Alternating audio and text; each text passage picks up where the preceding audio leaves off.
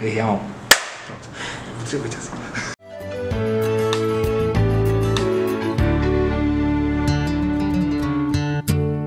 Olá pessoal, tudo bem? Eu sou a Ed Van Feu e eu queria falar um pouquinho hoje no Vivendo e Escrevendo sobre uma inspiração, né, que eu lembrei recentemente que eu tive para um livro que eu passei 20 anos escrevendo, que é Uma Guerra de Luz e Sombras. Na verdade, não para o livro, para uma cena do livro. Eu vou ler primeiro o trecho para você e depois eu vou te dizer exatamente de onde veio essa ideia e eu não lembrava mais. Acho que quando eu escrevi eu não lembrava, mas são inspirações que elas vêm da nossa vivência, né, e de repente elas meio que são absorvidas pelo que a gente está escrevendo. Então eu só percebo isso depois. Eu vou ler aqui esse trecho para vocês.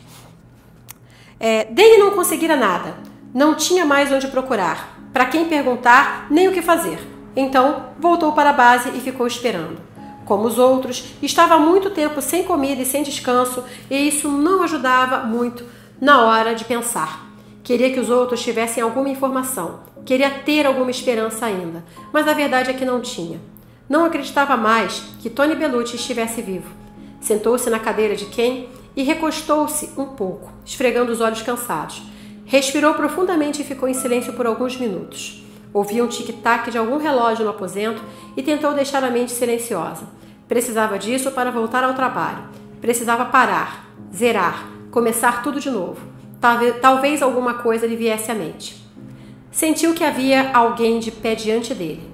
Achou estranho não ter ouvido ninguém entrar, mas quem sabia se mover como um gato, e com certeza estaria parado diante dele, se perguntando por que ele estava em sua mesa e em sua cadeira. Abriu os olhos e deu um salto da cadeira, que foi jogada para trás. De pé, diante dele, um homem ensanguentado observava. O sangue escorria de sua boca inchada e de seus braços que terminavam em cotocos sem mãos. Com o coração saltando, Danny não conseguia entender como aquele homem entrara e muito menos como ele estava de pé. O quê? Quem é você? Como? O homem abriu a boca, mas nenhum som saiu.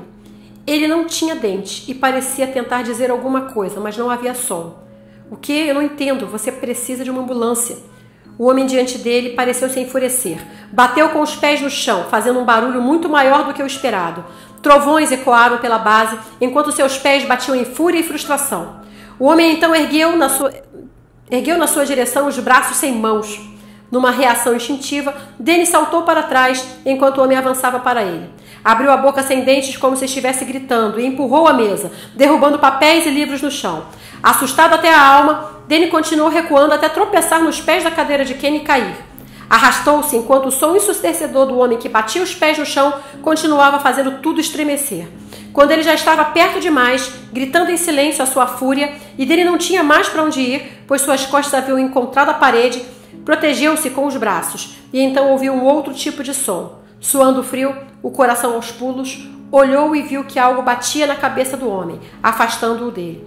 O som era metálico e úmido, como uma pá, mas não conseguia ver o que o atingia, o que tornava o efeito de ver uma cabeça sendo esmagada por algo invisível ainda mais aterrador. Cambaleante, com o pescoço horrivelmente torto e os olhos perdidos olhando nada, o corpo do homem sem mãos caiu numa cova aberta. Bom, esse é o trecho do capítulo O Enterro do Homem Sem Mãos, de Uma Guerra de Luz e Sombras, que é uma história fechada, mas tem ainda o segundo livro que está em produção. E eu lembrei recentemente, não sei nem bem porquê, mas eu lembrei que essa cena, né, que é uma cena bem de terror mesmo, ela de alguma maneira aconteceu comigo. E por isso que eu acabei transmitindo, né, essa sensação para a cena. Quando eu tinha 17 anos, aí eu vou dizer de onde veio essa cena mais ou menos, não a cena em si, mas o que inspirou essa cena. Quando eu tinha 17 anos, eu fui para a casa de praia com os pais de um amigo meu e os amigos, né, também, né, uma família muito bacana que costumava me levar para as férias, né, num lugarzinho chamado Garatucaia. E eu tinha, acho que eu tinha 17, né. No ano anterior, eu tinha perdido um primo chamado Guto e ele tinha morrido com 17 anos. Ele tinha, não sei nem se foi no ano anterior, acho que foi um pouquinho antes. Ele era uns 2 anos mais velho do que eu, né? Uns 2 ou 3 anos mais velho do que eu. Acho que ele morreu com 17, eu tinha 14 ou 15. E ele teve uma morte súbita muito estranha. Ele estava jogando futebol, estava jogando bola, super saudável, e voltou para casa, passou mal, pum, morreu. E até hoje eu não sei o que aconteceu ali. E a gente foi no enterro, né? A gente não brincava tanto junto porque ele era mais velho. E eu vi a imagem dele no caixão e foi muito duro para mim, porque eu estava meio fria quando eu ia, porque eu não conhecia ele direito, mas quando eu vi no caixão eu era muito jovem e ele tinha algodão no nariz, na boca. Foi uma imagem meio chocante para mim. E aquilo me marcou um pouco, mas passados alguns dias eu já tinha esquecido. Uns 2 ou 3 anos depois, aí eu tinha 17 anos, que era a mesma idade com a qual ele morreu. E nessa Garatucaia, nessa casa de praia, a gente foi procurar, foi passear, né, numa cachoeira, que disseram um lugar que era mais afastado, que era tipo uma montanha. E a gente foi indo, era um lugar realmente que não tinha muita casa, tinha só umas casinhas assim, espalhadas, mas bem afastadas. E a gente encontrou uma cachoeira muito bonita, linda cachoeira, mas completamente deserta. E era aquela cachoeira num lugar fechado, então você acha assim, uma floresta mais fechada. Aí a gente pediu para entrar, porque criança sabe como é que era, criança adolescente que tinha ali, tinha criança de 10 para cima, né, ou talvez eu fosse a mais velha junto com o filho da família, que era o Marco Antônio, então o resto era tudo 10, 14, 15, 16, era tudo assim, saltado, né? E umas crianças mais novas que deviam ter uns 10 ou 12. A gente queria entrar na água.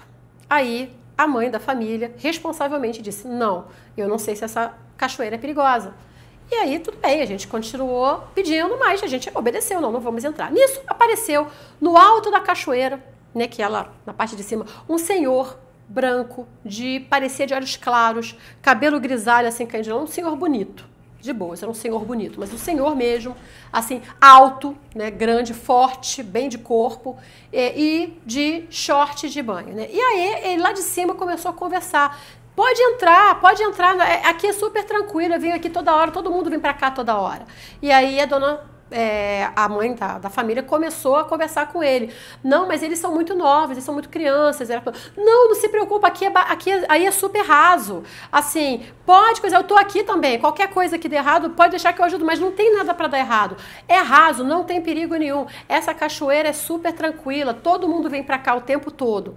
Aí foi essa conversa, ela dizendo não, ele insistindo, ela dizendo não, ele insistindo. E ela convenceu, tá bom, podem entrar, mas vão pela beiradinha. A gente foi pela beiradinha, né? Aí a gente foi pela beiradinha para chegar mais perto da queda d'água.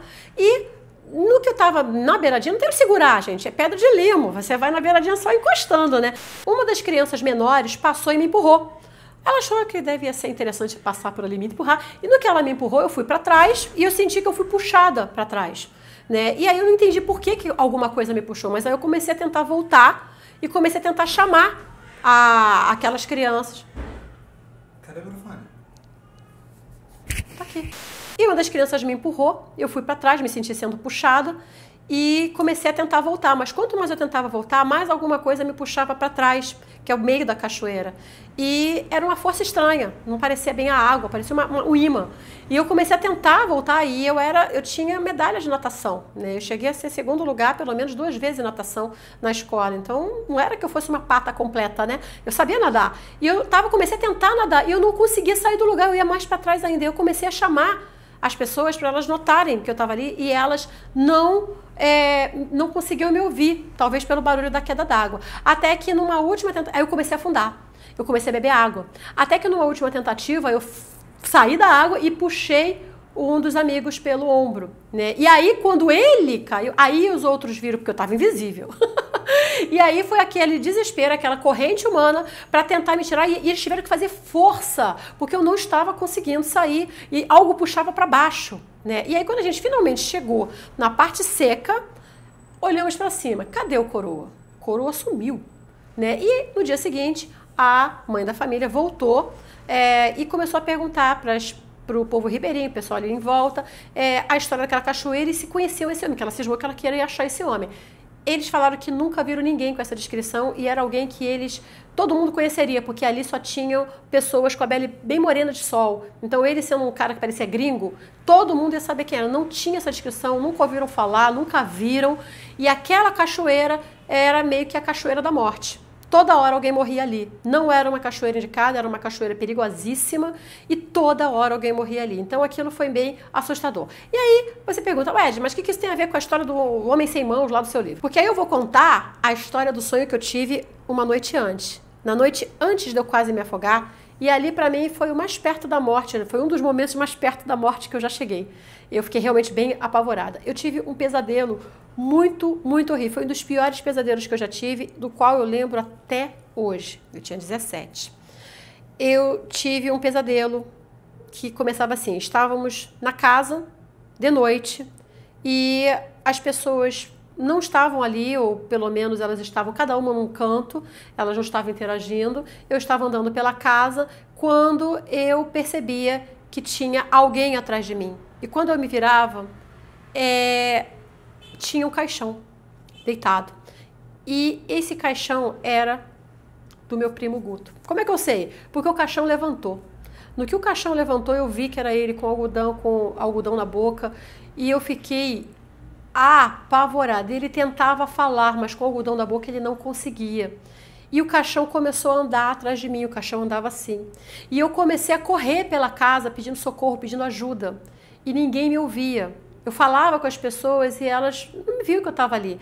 Até que eu achei um grande amigo meu, né, que principalmente na época, que era mais novo que eu, ele estava sentado, cantarolando no meio da sala. E eu falava com ele, me ajuda, tem alguma coisa muito bizarra atrás de mim. E ele olhava para mim, assim, como se ele não entendesse o que eu estivesse falando. E aí eu corri para o quarto. No que eu corri para o quarto, eu fiquei encurralada.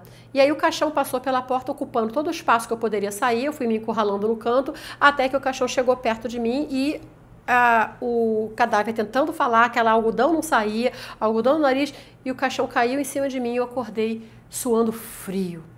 E esse pesadelo foi tão horrível que eu estou contando para você hoje com detalhes, porque até hoje eu lembro. Na manhã seguinte, eu quase me afoguei. E foi algo muito, muito, muito esquisito, né? Então, essa sensação de terror, de você ter algo na sua frente que está tentando se comunicar, está tentando falar com você, está tentando te dar uma mensagem e você não conseguir nem entender porque você está tão apavorado, foi o que eu coloquei no enterro do Homem Sem Mãos, nessa cena que eu descrevi para você, né? Então, eu queria te compartilhar de onde veio essa inspiração, eu espero que você tenha gostado. Se você gosta de um bom sobrenatural, acho que o Luz e Sombras pode ser um bom livro para você. E se você tiver, claro, coragem de mergulhar em 600 páginas, porque ele é um livrinho meio grosso, né? É isso então, gente. Muito obrigada. Eu sou a Ed Van Fel. Se você gostou, se inscreve no canal, toca na sinetinha, que eu voltarei mais vezes falando de mais livros, de mais personagens, de mais histórias para você. Beijo.